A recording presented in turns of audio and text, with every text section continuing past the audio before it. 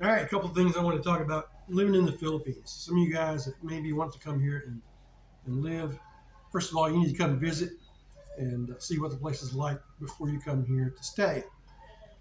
Number two, you need to make sure you got enough money before you come to live in the Philippines.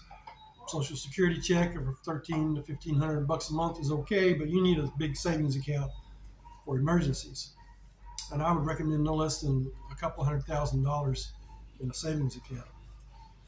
There's guys that come here, I think, that try to get by on less with no savings or maybe just a little pension check. And I've heard some stories about them struggling. You can run into trouble here. So you got to have, what did I say? You got to have money. But you got to come visit. You got to come and visit. You got to make sure you have enough money to live on. And you got to know that the place is right for you. So there's lots of little things, and you'll hear expats talk about this. Some of them it's whining, complaining, and moaning about living in another country. They want to come here and expect everything to be like it was back home. And they're not home for a reason. But they want everything to be the same here. But it's not. So you got to make some adjustments, and it can be stressful. Even if you know what you're walking into, it can be stressful living with change in your life. So lots of little things. It's not a lot of big things. It's a lot of little things, like going to a restaurant. Today we went to a restaurant, and half of the menu were out of stock. We don't have that. I want the hamburger. Oh, we don't have that. Okay, how about the tacos? No tacos. Club sandwich. No club sandwich. Sorry, out of stock. Went to Jollibee.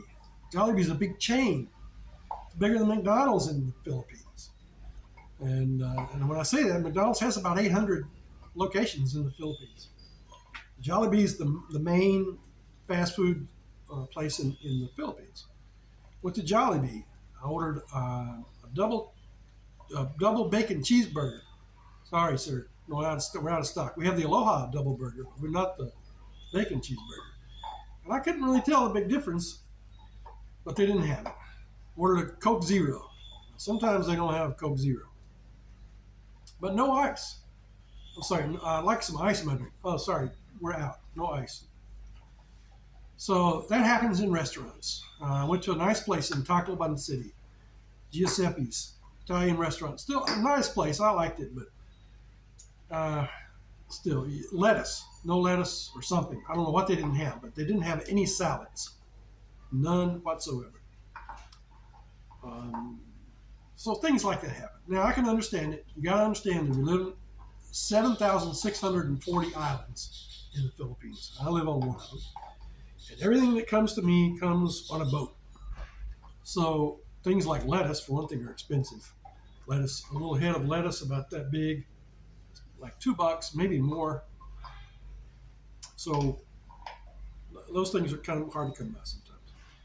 So supply chain problems here are they're always around. Not just because of the pandemic, like in America or whatever you want to blame it on, but it's always a problem here. Driving, I've talked about this in another video. Driving here is chaotic. There are no rules. Everybody has the right of way. Nobody has the right of way. Pedestrians don't have the right of way. Take your chances crossing the street in traffic, even in a crosswalk. So that's a really big adjustment. It can be very stressful driving here. Even after you've driven a while, you think you've got it figured out, and some guy on a motorcycle comes flying by you, and if he hits you in the back end, it may not be his fault. A friend of mine told me about a guy close to here that was rear-ended by a motorcycle rider. The rider was injured. Police took the driver of the car before he got to jail and told him he could get out if he signed a document saying he was responsible for all the medical expenses. And so he did it under duress. He went to a lawyer, I heard, got that thrown out. But you really take your chances driving here. So I'm going to make another video about that. Not going to have everything here that you have in America. So I can't find a steak at the grocery store. Can't always find condiments and things like that that you like. So you're not going to be able to find everything that you want at the grocery store. Unless you live maybe in Cebu or Manila, much bigger cities. I have more markets, more stores available. The weather, it rains a lot. It can be windy a little bit sometimes, but mostly the rain can go on for days. Here it's rained since Christmas. This is January the 9th. It's rained practically every day. It has rained every day. Maybe not a lot, but every day it has rained. So you got to get used to that sometimes. Ants. I have ants around my house. No matter where you go, you're going to run into ants. That's the big. I thought it would be mosquitoes. Mosquitoes are bad, but not like ants. Ants are just. I just have them crawling on me sometimes. I don't know how I got them. So ants are a big deal. So there are lots of little things you're going to have to make adjustments. So you need to come and visit. You need to make sure you understand how much money you need before you come. Understand if you are coming to marry, you want to buy land and build a house, you can't own land here in America. You can have your name on the deed of sale, but you can't own it. You can have your name on the deed for the house that you build. But foreigners' rights are restricted here quite a bit. Lots of paperwork, lots of visa work that you need to be able to have done. Things take time. So, for instance, I just got my 13A visa, which is a non-quota immigrant visa by marriage. So there's some quota visas where they let people just come into the country, same like America. Every year there's a certain number of people that get to come into America. Same here in the Philippines. So I'm not part of that quota. I'm getting a visa just because I got married to a Filipina. So to do that, I had to get married. Got married July 1st. To go and get the immigrant visa, you have to have the marriage certificate from the Philippine Statistics Authority. And the way they get it is from the church. So you have to go, if you get married in a church or anywhere, they fill out a marriage certificate either at the church or if you get married at City Hall, wherever it is, you got to have a marriage certificate filled out. That gets mailed into the Philippine Statistics Authority, and it takes time to process. It can be about 3 months before that's available for you to order it online. So we were able, after 3 months, to get online and order our PSA marriage certificate. Without that, you can't get the 13A visa. So I had to wait 3 months to start the process. Then I found out I've got to have an NBI clearance. NBI means National Bureau of Investigation. I think that's what it is. And it takes about, I think it took me about 2 months to get that. Not only that, there's an NBI office here in Ormoc City. So I went there. Oh, we can't do that for you. You have to go to Tacloban City. 2-hour van ride away. So I had to go to Tacloban, and the reason that I had to go there is because they have to have someone trained to collect fingerprints properly. So they collected 2 sets of fingerprints, both hands, in ink, and those had to be mailed to Manila. Manila processed that. They did a background check on me or whatever it was. So then once I got the NBI, then I could go to the immigration office in Tacloban City and present my petition. And to get that, I had to have a letter from the lawyer stating that we're asking for this visa. I had to have a letter from the lawyer stating that all my documents are true to the best of my knowledge. An affidavit. And then I had to have 3 copies. I had to have 3 folders that I provide, legal size folders, everything in those folders in a certain order. I had to have a copy of my passport from front to back, every page. Not just the pages that had something stamped in, every page. I had to have my wife's birth certificate. I had to have a copy of my, no, I didn't have to have ACR card. I forget. A lot of requirements I had to have. Finally get all that together, submit that finally on October 11th, I submitted that. And just last week, we went to Tacloban to pick it up. It was issued on November 4th. I don't know why they didn't get it till December. It wasn't in Tacloban until December. Holidays, I guess. So things take time here. Things take time to process here. So you got to get used to that. You got to plan for it. So, for instance, my tourist visa would expire in December 4th. So when I applied for the 13A visa, I had to extend my tourist visa out I extended it till February, and just to make sure that it didn't expire while I was waiting on the 13A visa. Waiting in line sometimes can be task your patience here. We waited in line today at the Social Security office for Marcel to pay her Social Security for about an hour and a half. So lots of hurry up and wait here. Lots of little things you need to get used to here. So I would make sure you come and visit, learn all you can. Be prepared if you're going to come here to live, to give up some rights that you had at home.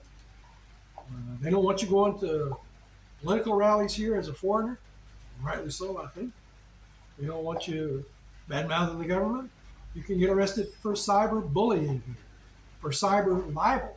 Cyber libel. You say something bad about somebody online, and you can go to jail for it here. So you have to be careful what you say online. So not like America here, and it can be stressful. So lots of beggars here, especially at Christmas time. People come around for Pasco. They call it Pasco. Pasco means Christmas. People came to the gate of our house, and they would sing Christmas carols. And the first time it happened, I thought it was really nice. It was a little band. It was actually pretty good. And a little bass drum and a snare drum and a little, not a xylophone, but something like a xylophone, but smaller. Played a melody on that, and they sang, and I gave them 100 pesos and made a little video about it.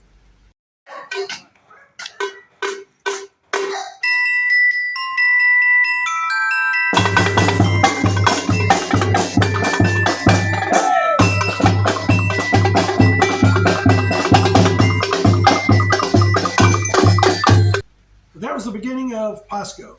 And then after that, it would took a nosedive. People would just come to the gate and sing out of key, and they expected money. 10 pesos, that's okay. I gave them 10 pesos. And I would come out with my 10 pesos, and as soon as I saw them, stop singing. Because they would sing progressively louder as they had to wait. And I just got tired of hearing it, so I just told them to stop singing here, take your 10 pesos and leave. I wasn't rude about it, but that's what I meant.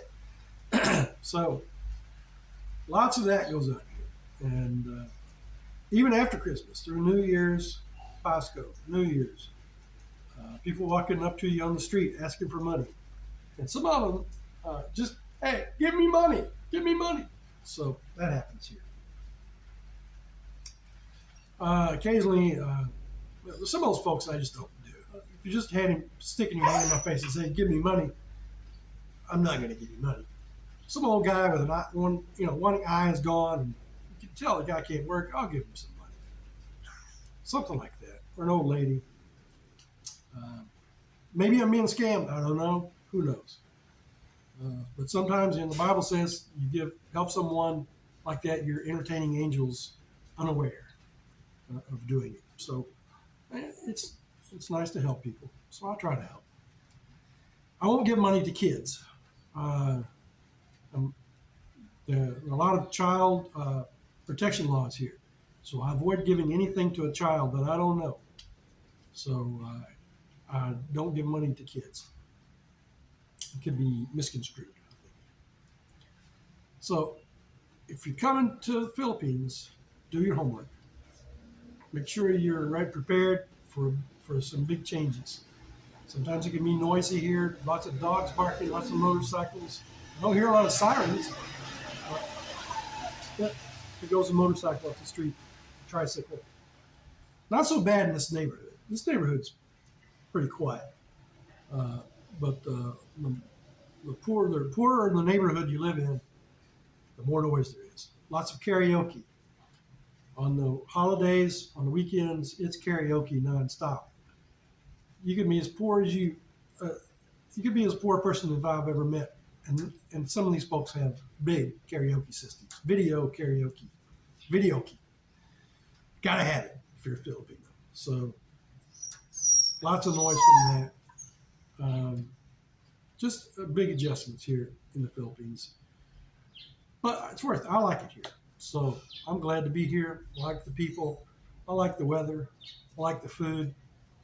I love my wife. I like her family. I like my neighbors.